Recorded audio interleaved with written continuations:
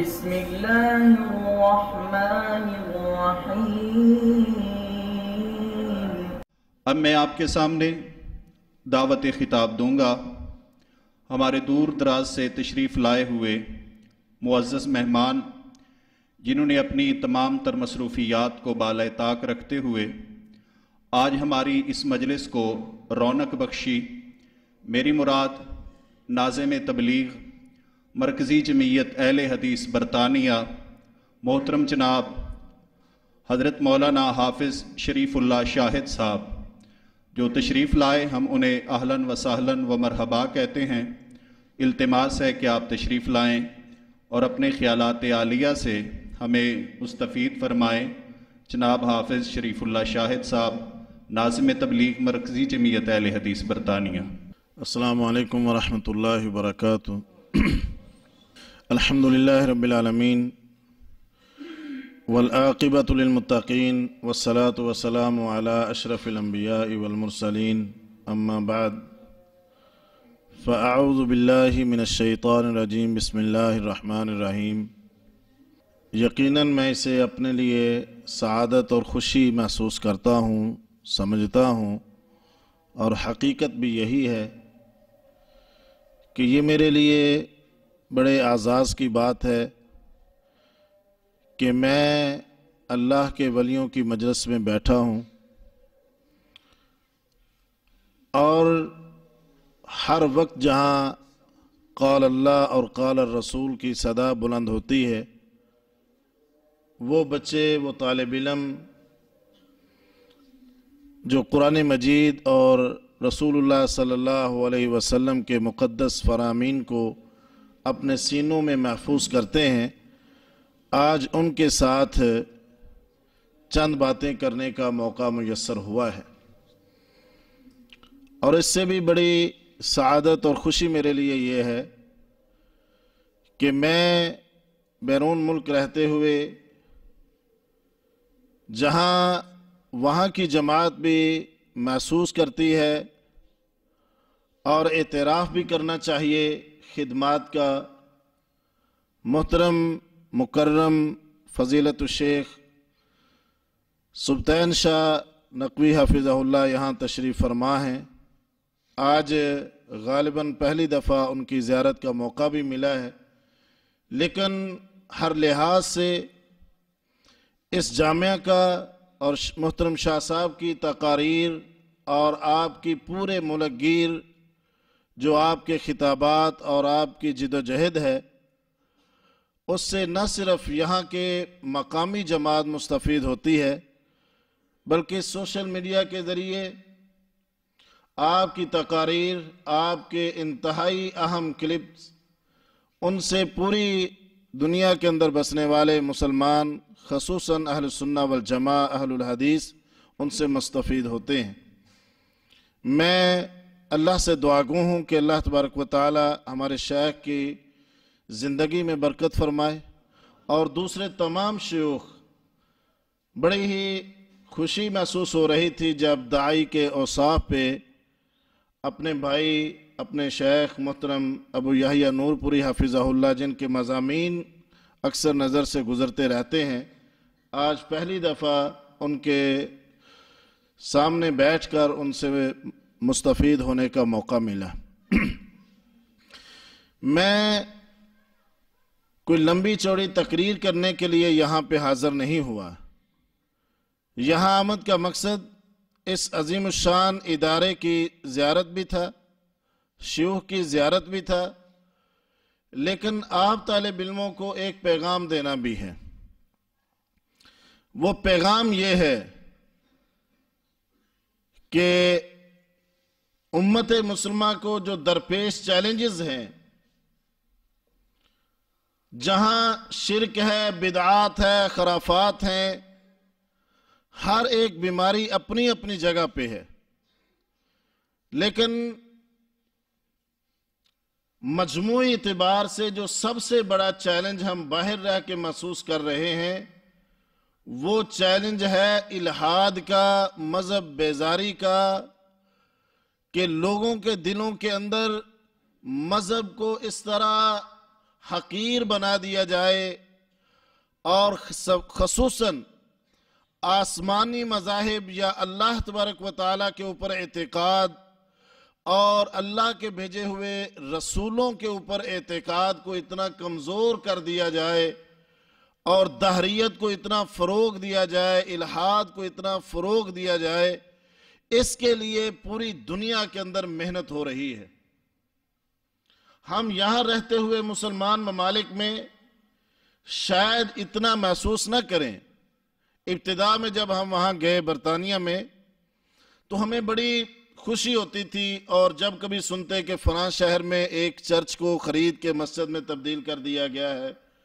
وہ لوگ عیسائیت چھوڑ رہے ہیں، یورپ کے اندر اسلام بڑی تیزی سے پھیل رہا ہے، اس طرح کے سہانے سپنے ہم دیکھتے بھی ہیں، ہمیں میڈیا بتاتا بھی ہے،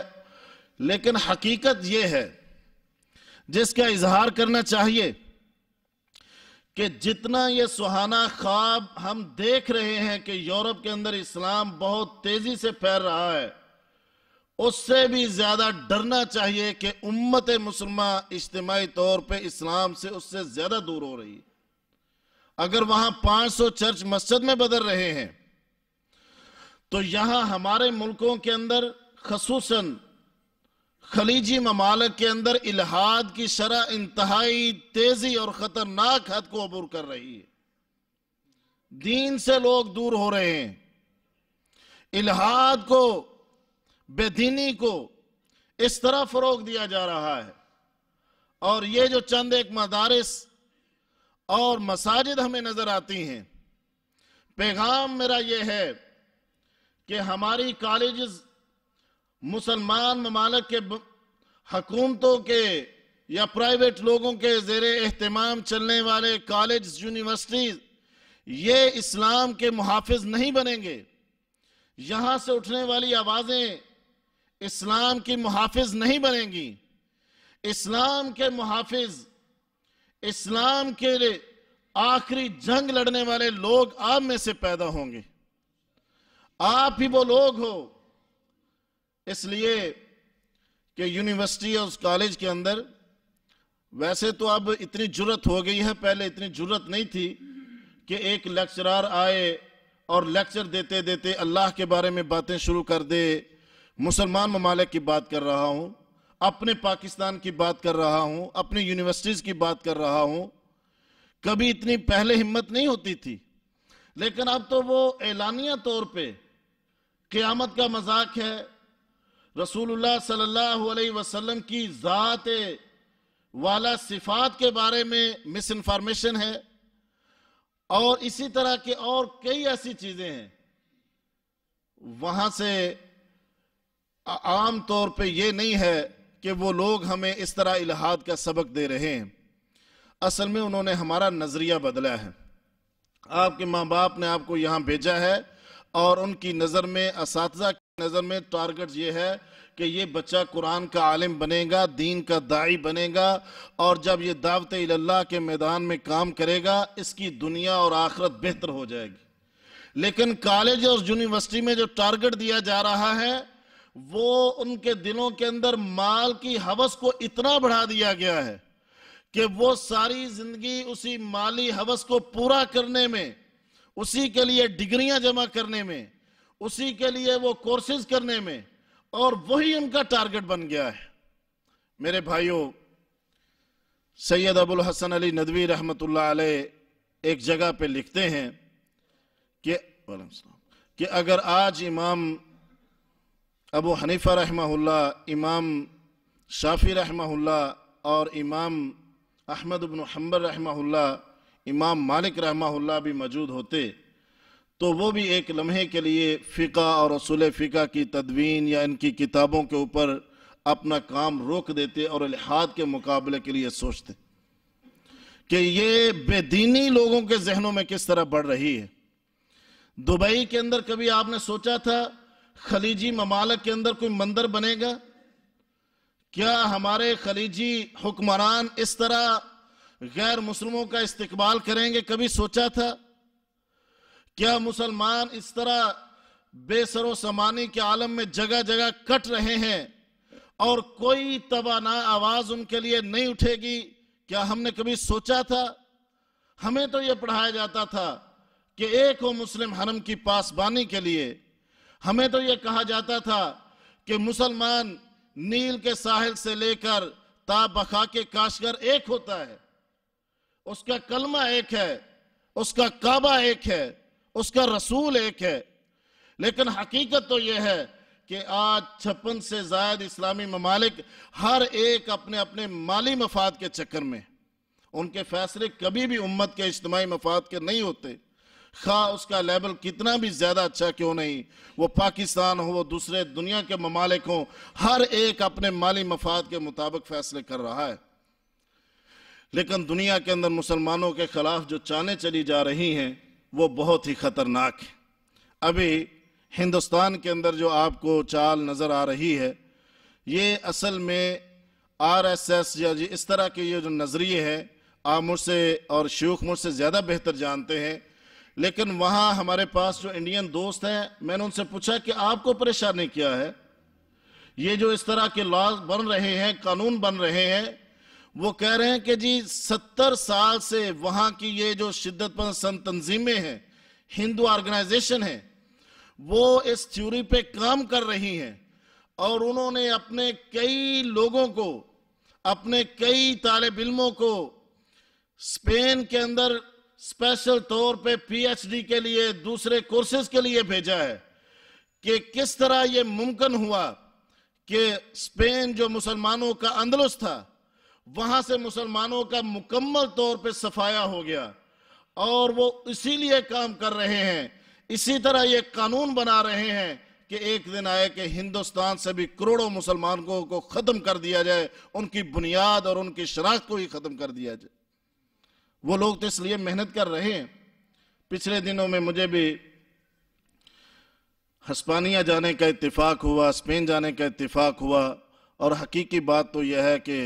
ایسے محسوس ہوتا تھا کہ جیسے جب میں غرناطہ میں پھر رہا تھا، جب میں کرتوبہ، مسجد کرتوبہ میں وہاں اس کو دیکھ رہا تھا، اس کی شان و شوکت دیکھ رہا تھا، محلات اسی طرح ہیں، ہمارے قلعے اسی طرح ہیں، ہماری مساجد ان کی مضبوط بنیادیں اسی طرح ہیں، وہ ساری بلڈنگز اسی طرح ہیں،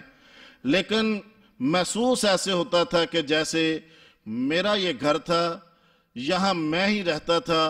اور مجھے کسی نے اچانک پکڑ کے باہر پھینک دیا، اور اب ایک عرصے کے بعد میں یہاں آیا، حیرت سے دیکھ رہا ہوں۔ وہاں جانے والا ہر مسلمان، اسپیشل جس کا کسی تاریخ کے حوالے سے یا اسلامی اندلس کے حوالے سے جس کا تھوڑا بہت معلومات ہو، نالج ہو، وہ یہی محسوس کرتا ہے۔ مسجد کرتبہ انتہائی شاندار مسجد، آج بھی وہاں اس کے گنبدوں میں، اس کی چھتوں میں اسی طرح آیات کنندہ ہیں، اسی طرح آیات لکھی ہوئی ہیں، محراب آج بھی اسی طرح باقی ہے، اور لاکھوں ڈالر یا اس دور کے درہم و دینار لگا کر بنائی گئی وہ مسجد بلڈنگ آج بھی اسی طرح موجود ہے۔ لیکن جب ہم وہاں پہ داخل ہوئے تو ہمیں سب سے پہلے سیکورٹی والوں نے روک کے پوچھا، انہوں نے کہا کہ یہاں تم اس مسجد کو وزٹ کر رہے ہو، یہ مسجد نہیں ہے، یہاں تمہیں تمہاری طریقہ عبادت کے اوپر کسی طرح بھی عبادت کرنے کی اجازت نہیں ہے، اور تم کوئی بھی نفل یا نماز پڑھنے کی یہاں پہ ہمت نہ کرنا۔ This is not a mosque, this is a church۔ یہ مسجد نہیں ہے، یہ ایک چرچ ہے، اور یہاں چرچ ہے، اور ہم نے دیکھا کہ جگہ جگہ پہ عیسیٰ علیہ السلام اور سیدہ مریم علیہ السلام کی مورتیاں نصب تھیں۔ ہمارا دل تو کٹنا ہی تھا۔ غرناطہ کے بارے میں آپ نے سنا ہے، پڑھ بھی رہے ہوں گے، کتنا وہ اسلام کا تاریخی شہر تھا، لیکن جب ہم اس کی زیارت کر رہے تھے اور وہ وزٹ کر رہے تھے، وہاں بتانے والے گائیڈ نے بتایا کہ یہ وہ شہر ہے جو ایک رات کے اندر ہم نے مسلم سٹی سے کرسچن سٹی میں بدلا، ایک رات کے اندر، اوور نائٹ۔ ہم دیکھتے ہیں کہ وہاں ہر گلی محلے کے اندر بڑے بڑے، اب باہر تو اس کے لکھا ہوا ہے چرچ لکھا ہوا ہے، باہر تو صلیب لگی ہوئی ہے، اور ان کے میناروں کے اوپر بڑے بڑے یہ ٹل اور اسی طرح کے یہ لٹک رہے ہیں، اور وہ بج بھی رہے ہیں، لیکن جب ہم ان کی حیت کے اوپر غور کرتے ہیں اور جب دیکھتے ہیں ان کے قبلہ اور ان کی ڈائریکشن دیکھتے ہیں، مکمل طور پہ وہ تعمیر بھی مسلمانوں کی ہے، وہ مسجدیں بھی ہیں، ہزارہا مسجدیں صرف غرناطہ شہر کے اندر انہوں نے چرچ میں بدلی اور آج وہیں پہ انہی کی عبادت ہو رہی۔ اسی طرح کے منصوبے ہر شہر میں، ہر ملک میں بنائے جا رہے ہیں۔ ایسا نہ ہو کہ غفلت کے اندر ایک گھڑی ایسے بھی آئے کہ یہ ملک جو اتنی قربانیوں سے حاصل کیا ہے، ہمیں یہاں سے بھی اسی طرح کی آوازیں آنا شروع ہو جائیں۔ میں صرف ایک امید بھی ہے اور امید ہے آپ لوگ، امید ہے یہ دینی مدارس، امید کی کرن ہے عالم اسلام کے لیے یہ دین سے وابستہ علماء اور سکالرز، غنیمت ہے یہ لوگ جو آج کے اس دور میں جب ہر طرف سرمایہ اور مادیت ہے، لوگ صرف مال کمانے کے چکر میں ہیں، مال بنانے کے چکر میں ہیں، آسائش کے چکر میں ہیں، لیکن یہ بوریا نشین صرف اور صرف دین بچانے کے چکر میں ہے، صرف اور صرف قرآن و سنت کی آواز کو آگے پھیلانے کے چکر میں۔ اللہ سے دعا ہے کہ اللہ تبارک و تعالی اس جامعہ کو بھی دن دگنی اور رات چگنی ترقی عطا فرمائے، یہاں تمام شیوخ کی بھی اللہ تبارک و تعالی حفاظت فرمائے۔ میں شکر گزار ہوں خصوصی طور پہ اپنے دوست، اپنے بھائی اور اپنے محسن فضیلت الشیخ حضرت مولانا سمیع اللہ شاہد صاحب کا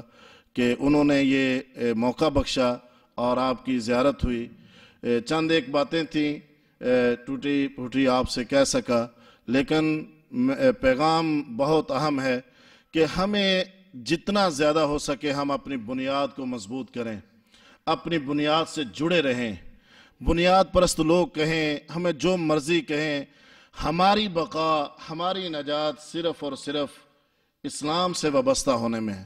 نحن قوم اعزنا اللہ بالاسلام۔ سیدنا عمر رضی اللہ تعالیٰ عنہ اپنے گورنروں کو بھی لکھا کرتے تھے کہ لوگوں کے لیے تو اور بڑے میدان ہیں، ہمیں اگر اللہ نے عزت دی ہے تو اسلام کی وجہ سے دی ہے، ہمیں عزت ملے گی بھی تو اسلام کی وجہ سے ملے گی، اور ہم معزز رہیں گے بھی تو اسلام کی وجہ سے رہیں گے۔ لیکن اگر قرآن سے ہٹے، اسلام سے دور ہوئے تو پھر تمہاری داستان تک بھی نہ ہوگی داستانوں میں۔ وآخر دعوانا الحمد للہ۔